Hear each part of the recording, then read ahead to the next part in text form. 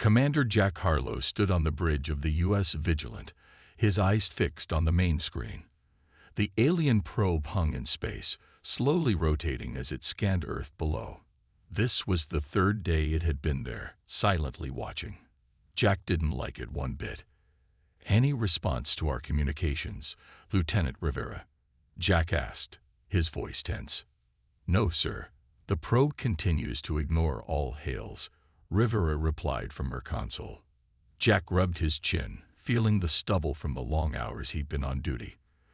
The United Earth Defense Fleet protocols were clear. Unknown objects were to be approached with caution and diplomatic channels exhausted before any aggressive action.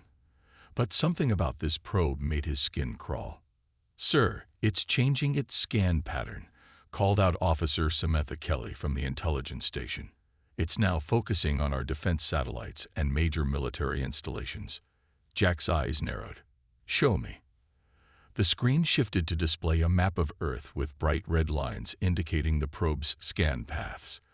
They were methodically covering every major defense system, power plant, and population center. "That's not a scientific mission," Jack muttered. He straightened his back and made his decision. Weapons online. Target that probe. His second-in-command, Diana Peterson, stepped closer. "Sir, we haven't received authorization from Earth Command. This could be seen as an act of war." Jack met her eyes. "If we wait for bureaucrats to make up their minds, we might not have a planet left to defend. Fire when ready." The Vigilance laser systems hummed to life. A bright beam shot across space, striking the probe. It exploded in a flash of blue-white light, scattering debris that would soon burn up in Earth's atmosphere. "Send all data to Earth Command," Jack ordered. "Let them know my reasoning." 5 days later, Jack stood in Earth Defense Headquarters, facing down Council Representative Peter Manning and his team of diplomats. "Do you understand what you've done, Commander?" Manning shouted, his face red with anger. "The Centauri Confederation has sent a delegation demanding answers. They claim it was a peaceful scientific mission." Jack remained calm. "It was scanning our defenses, sir, not the actions of a peaceful mission." The room fell silent as the doors opened. 4 aliens entered, their tall, slender bodies moving with unsettling grace. Their skin was pale blue, with ridges where human eyebrows would be. The lead alien, who introduced himself as Ambassador Zorn, spoke in perfect English. "We demand an explanation for this unprovoked attack on our research vessel," Zorn said, his voice eerily calm. Jack stepped forward. "Your research vessel was scanning our military installations. Care to explain that?" Zorn's expression didn't change. "Standard procedure for understanding a new species. We meant no harm." Officer Kelly entered the room and whispered something to Jack. He nodded and turned back to the aliens. "We've analyzed the transmission data from your probe," Jack said, gesturing for Kelly to display the findings. "It was sending encrypted military data back to your ships. That's not research. That's reconnaissance." The room grew tense as the aliens exchanged glances. "You misunderstand our intentions," Zorn replied smoothly. "We merely seek to understand your capabilities." "Before what?" Jack pressed. Zorn's lips thinned. "This meeting is over. We will report this incident to our leadership." The delegation turned and left without another word. As the door closed, Manning rounded on Jack. "You've just provoked a species we know nothing about." "With all due respect, sir, they were gathering intelligence for an attack. My job is to protect Earth, not make friends." "You'd better be right about this, Harlow," Manning warned. "If you're wrong, you've just started a war." Jack looked out the window at the blue sky above. "No, sir. I think the war already started. They just haven't told us yet." He turned to Kelly. "Put the fleet on high alert. I want every ship ready for combat within 24 hours." As Manning protested loudly, Jack thought about the calm way the aliens had denied their obvious actions. There was something dangerous coming. He could feel it, and he would make sure Earth was ready when it arrived. 3 weeks passed with no sign of the Centauri. Commander Jack Harlow stood by his decision to destroy their probe, but doubt began to creep into the minds of Earth's leaders. Perhaps he had overreacted. The emergency alert status was draining resources and testing the patience of the fleet. Jack sat in his quarters on the U.S. Vigilant, reviewing reports when the ship's alarm blared to life. "Commander, to the bridge." Lieutenant Rivera's voice came through the speakers. Jack ran to the bridge, his heart pounding. The main screen showed chaos. 5 massive Centauri warships had appeared near Jupiter, their sleek blue hulls gleaming in the distant sunlight.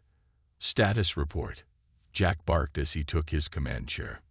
"Sir, they emerged from some kind of jump point 20 minutes ago," Officer Kelly said. "They're already attacking our outposts on Europa and Ganymede."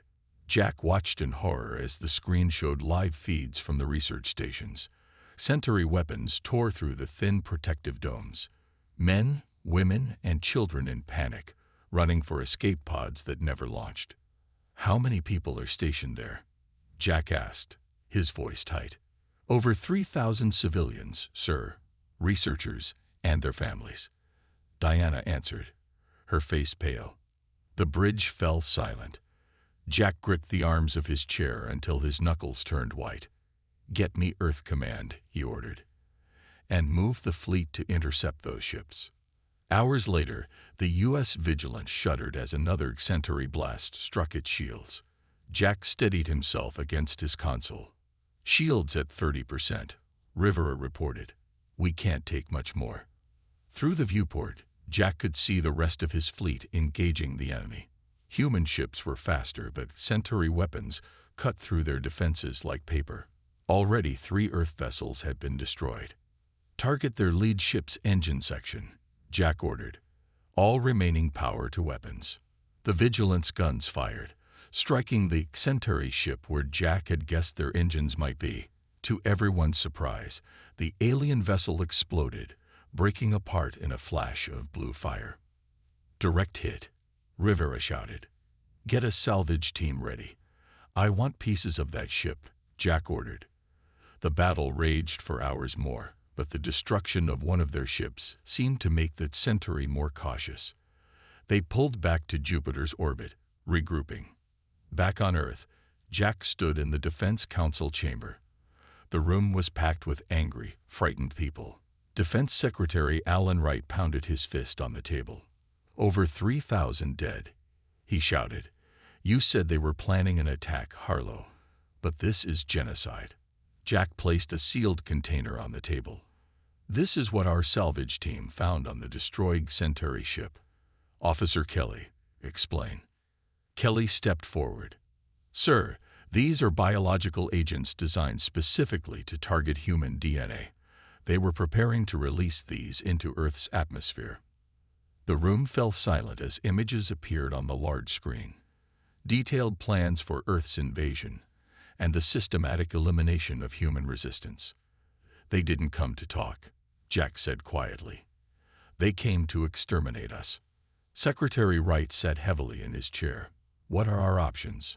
"The Centauri have superior technology and weapons," Jack replied, "but they weren't expecting us to destroy one of their ships. We have a chance, but only if we hit them hard and fast." "What are you suggesting?" Wright asked. Jack took a deep breath. "I'm activating Protocol Omega." The room erupted in shouts. Protocol Omega authorized extreme measures considered too ruthless for normal warfare. "You can't," Wright protested. "Those measures violate every treaty we've signed." Jack looked around the room, meeting each person's eyes. "They plan to wipe out every human in the solar system. There are no rules anymore. This is survival." As Jack left the chamber, Wright caught up to him in the hallway. "The public won't accept this," Wright said quietly. "They'll call it war crimes." Jack nodded, his face grim. "Let them. I'd rather be judged by history than have no one left to judge me at all." He walked away, already planning his next move. The Centauri would soon learn that humans wouldn't go quietly into extinction. The U.S. Vigilant hung in space near Saturn, its battle-scarred hull reflecting the ringed planet's soft light. Commander Jack Harlow studied the holographic map before him. Red dots marked the Centauri positions, including a large base on Titan. "Our scouts confirm it's a forward operating base," Officer Kelly reported. "They're using it to stage attacks on our remaining outer colonies." Jack zoomed in on the base layout. "What about these structures here?" he asked, pointing to several dome-like buildings. "Intelligence suggests they're research facilities," Kelly replied. "Likely continuing their bioweapon development." "Any civilians?" Jack asked. Diana Peterson stepped forward, her face tight with concern. "Yes, sir. Our scans indicate approximately 800 non-military Centauri among the 1,500 military personnel." Jack nodded slowly, his decision already forming. "Prepare the nuclear warheads." The bridge fell silent. Diana moved closer to Jack. "Sir, with all due respect," she said quietly, "nuclear weapons on Titan will violate every war convention Earth has ever signed." Jack turned to face her. "They're developing weapons to wipe out our entire species, Commander. Every Centauri in that base is part of that effort." "But sir, there are civilians." "There are no civilians in this war," Jack cut her off. "Not anymore." Diana's face hardened. "I must formally register my objection to this order." "Noted," Jack said, then turned to Lieutenant Rivera. "Prepare to fire on my command."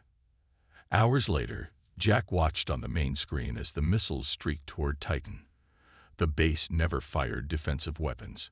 Perhaps they never expected humans to use such destructive force. The nuclear warheads detonated, creating a blinding flash across Titan's surface. When the light faded, nothing remained of the Centauri base but a smoldering crater. "Confirmed destruction of target," Rivera reported, her voice hollow. "No survivors detected." Jack nodded. "Send the footage to Earth Command." He turned and walked off the bridge, feeling the weight of 2,300 dead Centauri on his shoulders. 1 week later, Jack stood in the United Council chambers on Earth. The room was packed with angry officials and media. His nuclear strike had been broadcast throughout human space, causing outrage and fear. Council leader Frank Porter pointed an accusing finger at Jack. "You've crossed a line, Commander. Nuclear weapons on Titan. The destruction of non-military aliens. These are war crimes by any definition." Jack stood firm. "The Centauri don't distinguish between their scientists and soldiers. Every one of them in that base was working toward human extinction." "You don't know that," shouted a woman from the crowd. "I do know that," Jack replied calmly. "The bioweapons we recovered were specifically designed to target human DNA. Those civilian scientists were creating the tools for genocide." Outside the council building, thousands of protesters gathered. Their signs read "Harlow's Holocaust" and "No more war crimes." News drones captured the growing unrest as riot police formed lines. Inside, Porter leaned forward. "Humanity must be better than our enemies, Commander. Otherwise, what are we fighting for?" Jack looked around the room at the clean, well-dressed politicians who had never faced battle. "I'm not fighting for moral superiority," he said. "I'm fighting so that humans will still exist tomorrow. The Centauri won't stop. They've labeled us a dangerous species that must be eliminated. And now you've proven them right." Someone shouted. Jack didn't flinch. "I've proven that we will do whatever it takes to survive. Sometimes survival isn't pretty. Sometimes it isn't moral. But it's always necessary." The council erupted in angry shouts. Porter called for order as Jack stood calmly in the center of the storm. Later that evening, Jack sat alone in his temporary quarters, watching the protests grow across Earth's major cities. His communicator beeped. It was Diana from the Vigilant. "Sir, Officer Kelly has intercepted something you need to see immediately." Jack's face hardened. "I'm on my way." As he left, he glanced at the protesters on the screen one more time. They didn't understand yet. But soon they would. The real war was just beginning. Officer Samantha Kelly floated silently through the dark corridors of the Centauri Communications Hub. The space station orbited quietly around Neptune, far from the main fighting. Her oxygen meter showed 30 minutes remaining. It would be enough time if everything went as planned. The Centauri didn't expect humans to attempt such a risky infiltration. Their security was minimal. Kelly used her specialized tools to bypass the door lock and entered the main data center. The blue glow of alien computers lit her face through her helmet visor. "I'm in," she whispered into her comm. "Beginning data extraction." Kelly connected her device to the Centauri system. Strange symbols flowed across her screen as the translator worked to decode the alien language. Minutes passed slowly as the data transferred. Suddenly, a door opened at the far end of the room. Two Centauri technicians entered, their tall blue forms moving with fluid grace. Kelly pressed herself against a shadowy wall, holding her breath. The aliens moved to a console only feet from her hiding spot. Kelly's hand moved to her weapon. If they saw her, she would have to fight her way out. A soft beep from her device drew one alien's attention. Its large eyes narrowed as it looked in Kelly's direction. Kelly fired her stunner twice. Both aliens dropped to the floor, unconscious. "Cover blown," she reported. Accelerating timeline. Her device beeped again, signaling the download was complete. Kelly disconnected and headed for the exit, moving as fast as she dared in the low gravity. Alarms began to sound throughout the station. Kelly ran faster, her heart pounding. The airlock to her stealth shuttle was just ahead. A blast from an energy weapon scorched the wall beside her. She turned and fired back, hitting a Centauri guard in the chest. Kelly launched herself the final distance to the airlock, pain exploding in her side as a Centauri weapon found its mark. She tumbled inside her ship, leaving a trail of blood droplets floating in the zero gravity. With shaking hands, she sealed the airlock and launched the shuttle, pulling away from the station as more Centauri appeared. Her vision blurred as she activated the stealth systems and set a course for the human fleet. "Mission accomplished," she whispered, pressing a bandage to her wound before losing consciousness. Back on the U.S. Vigilant, Commander Jack Harlow stood over Kelly's bed in the medical bay.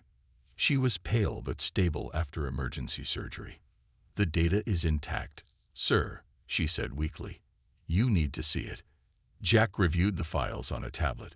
His face grew darker with each screen he studied. "How long?" he asked. "According to their records, at least 15 years, Kelly replied. "They've been watching us, studying us. They determined humans were too aggressive to be allowed to expand into the galaxy." Jack scrolled through more files. "They were planning to wipe us out all along." "Yes, sir. The probe was just one of many tests. They wanted to see how we'd react." Jack nodded grimly, and I gave them their answer. "There's more, sir," Kelly said. "They have a detailed invasion plan. Every step has been calculated, including staged provocations to make it look like we started the conflict." Jack set down the tablet. "Get this to Earth Command immediately." Later that day, Jack stood on the bridge of the Vigilant. The newly developed quantum disruptor weapon had been installed while he was on Earth. Scientists claimed it could disable Centauri shields without harming their ships. "Target the Centauri colony on Enceladus," Jack ordered. "Prepare the quantum disruptor." Diana Peterson stepped forward. "Sir, that colony has over 8 million Centauri civilians. And their military base is developing more bioweapons targeting Earth," Jack responded. "We have confirmation from Officer Kelly's data. But the quantum disruptor hasn't been fully tested," Diana argued. "We don't know what will happen." Jack's jaw tightened. "Sometimes in war, we don't have the luxury of complete information. Fire when ready." The Vigilant shuddered as the weapon discharged. A beam of shimmering energy struck the Centauri world. At first, nothing happened. Then strange ripples appeared across the planet's surface. "Sir, something's wrong," Rivera called out. "The reaction is cascading." Jack watched in horror as the ripples grew, tearing apart the fabric of the planet itself.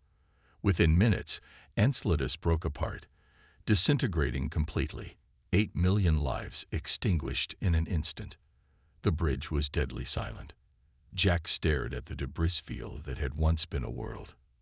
"Get me Earth Command," he finally said, his voice hollow. Tell them there's been an accident." Commander Jack Harlow sat alone in his apartment on Earth. 2 armed guards stood outside his door.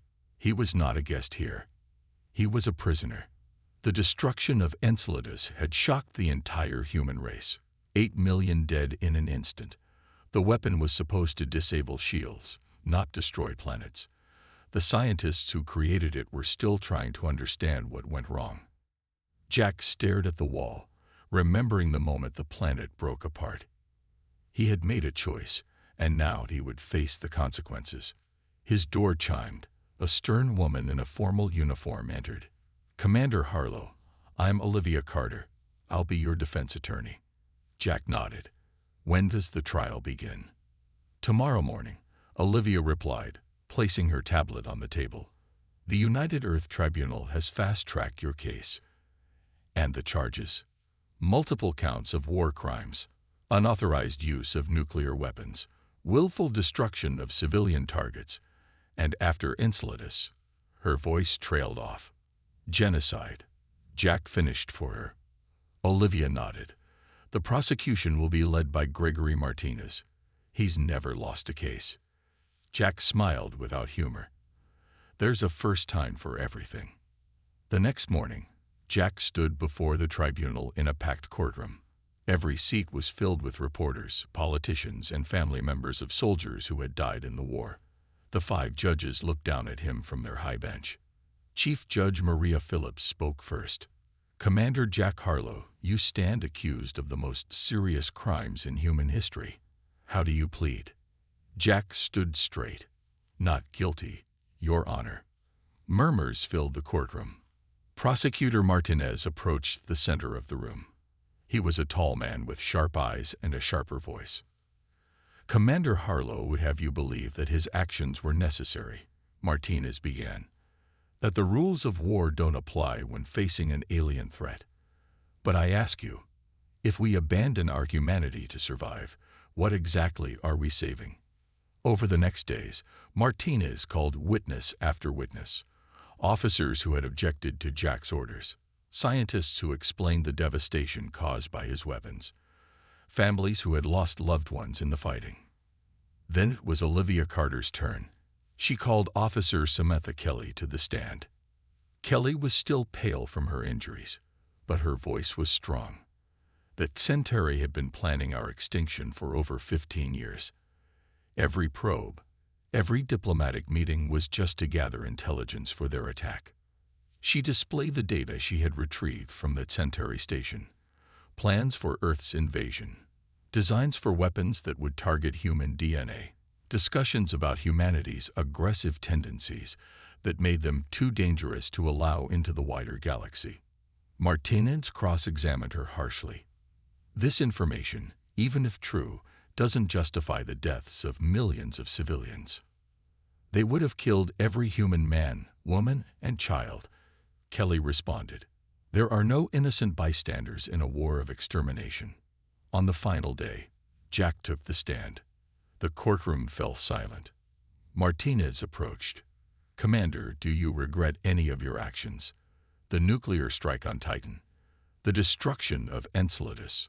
Jack looked directly at the judges. "I regret that such actions were necessary. I regret that war exists at all. But I do not regret defending humanity's right to exist, even at the cost of 8 million lives. Those 8 million were part of a civilization that had decided our species had no right to live," Jack said evenly. "I was handed an experimental weapon and told it could help us survive. The results were not what anyone expected." Martinez paced before him. "You've broken every rule of warfare, every moral standard we hold dear." "I didn't fight this war for the history books," Jack replied. "I fought it so humanity would survive to write those books." The courtroom erupted in both cheers and angry shouts. Judge Phillips called for order. Later, in the privacy of a conference room, Olivia sat with Jack. "It doesn't look good," she said honestly. "Public opinion is divided. Half see you as a monster who needs to be punished. The other half see you as the savior of humanity." Jack looked out the window at the blue sky. "And what do you see, counselor?" Before she could answer, alarms began to sound throughout the building. A security officer burst into the room. "Sir, we're picking up multiple jump signatures near Mars.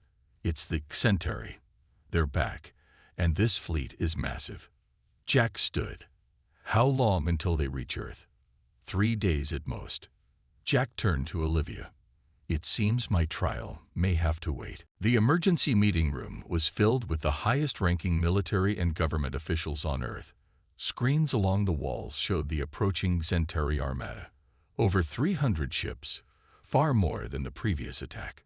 Jack Harlow stood before them, still wearing his tribunal clothes rather than his uniform. His hands were free of the restraints he had worn during his trial. Defense Secretary Alan Wright looked grim. "Our long-range scans confirm this force is at least 10 times larger than their first attack fleet." "What do they want?" asked Council Leader Porter. Officer Kelly pulled up an intercepted communication. "According to this message, they intend to, and I quote, sterilize the human infection from the galaxy." The room fell silent. "How many ships can we field?" Jack asked. Admiral Garcia answered, 97 combat-ready vessels. Maybe 30 more if we rush repairs on the damaged ones." "Not enough," Jack said quietly. Porter stood up. "Commander Harlow, despite the unresolved nature of your trial, we need your expertise. Will you lead our defense?" Jack looked around the room at the faces of people who had been ready to convict him days before. On one condition: full tactical authority. No committee decisions, no political oversight. Wright began to object, but Porter raised his hand. "Granted. The Earth Defense Fleet is yours." 2 hours later, Jack walked onto the bridge of the U.S. Vigilant wearing a fresh uniform. The crew stood at attention, many with uncertain expressions. "At ease," Jack said. "I know many of you have questions about my methods, about whether I've gone too far. Those questions will have to wait. Right now, we have a job to do." Diana Peterson stepped forward. "The fleet awaits your orders, Commander." Jack nodded. "Let's get to work." Over the next 2 days, Jack implemented his strategy. It was unlike anything Earth's military had ever attempted. "You want to use civilian ships as decoys?" Wright asked in disbelief during a briefing. "Yes," Jack answered, not looking up from his tactical display. "Fitted with minimal weapons and strong transmitters to make them appear as military vessels." "That's against the Geneva Conventions," Wright protested. "Disguising civilian vessels for military purposes puts all civilian ships at risk." Jack finally looked up. "History won't matter if we're extinct." Wright stormed out of the room, but the plan moved forward. Jack also ordered mining ships to seed the approach to Earth with special nuclear mines designed to damage Centauri sensors. Earth's fleet would be divided into small mobile units rather than a single defensive line. "They'll expect us to make a stand at Mars or the Moon," Jack explained to his captains. "Instead, we'll let them come all the way in, thinking they've broken through our defenses. Then we hit them from all sides."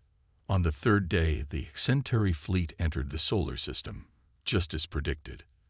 Their massive ships moved with confidence, clearly expecting an easy victory. Jack watched from the Vigilant, now hidden in the shadow of Earth's moon.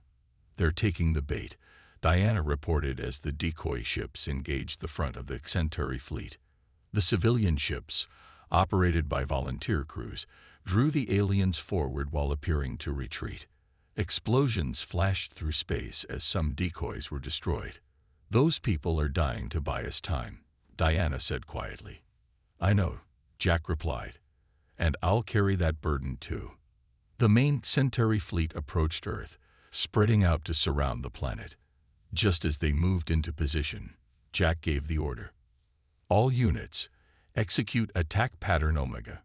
From hiding places throughout the solar system, Earth's ships emerged, hitting the Centauri from behind and from the sides. The mines detonated, creating a chaos of radiation and debris that confused the alien sensors. In orbit above Earth, massive defense platforms that had been disguised as space stations revealed their true nature, firing directly into the heart of the Centauri formation. The alien ships, prepared for a frontal battle, found themselves under attack from all directions. Their neat formation collapsed into disorder. On the Vigilance Bridge, Jack watched the battle unfold. His plan was working better than expected. The Centauri, overconfident and unprepared for such tactics, were taking heavy losses. "Sir," Diana said, "the Centauri command ship is changing course. They're trying to break through to make a direct attack on Earth." Jack nodded. "Just as I expected. All ships converge on their flagship. This ends now." The Centauri command ship was massive, nearly 3 times the size of the U.S. Vigilant. Its sleek blue hull was scared from battle, but still intact as it pushed toward Earth. 6 Centauri escort vessels surrounded it, destroying anything that came close. "All ships, focus fire on those escorts," Jack ordered. "Create a path for the Vigilant." Earth vessels converged, taking heavy damage as they hammered the Centauri escorts. One by one, the alien ships exploded, leaving a gap in the defensive formation. "Full speed ahead," Jack commanded. "Take us straight at their command ship." Diana Peterson looked at him in shock. "Sir, they'll destroy us before we get close enough to do serious damage." "We're not trying to shoot them," Jack replied. "Lieutenant Rivera, is the quantum disruptor repaired?" "Yes, sir," Rivera answered. "But after what happened at Enceladus, the scientists aren't sure what it will do." "Neither are the Centauri," Jack said. "And that's what I'm counting on." The Vigilant accelerated toward the alien flagship. The Centauri ship fired, its weapons tearing into the Vigilant's shields. "Shields at 40%, Rivera reported. 30%, 20%. "Hold course," Jack ordered calmly. On the main screen, the Centauri command ship grew larger. Jack could see its weapon ports glowing as they prepared another volley. "Now," Jack said, "open a channel to their ship." Officer Kelly looked up in surprise. "A channel, sir." "Do it." Moments later, the face of a Centauri commander appeared on screen. Its blue skin was darker than the others Jack had seen, marked with the ridges of age and rank. "I am Commander Jack Harlow of Earth," Jack said. "Your fleet is being destroyed. Surrender now." The alien made a sound that might have been laughter. "Humans truly are as arrogant as our studies showed. We will cleanse your planet and remove your species from existence." Jack nodded. "I thought you might say that. I want you to look at this."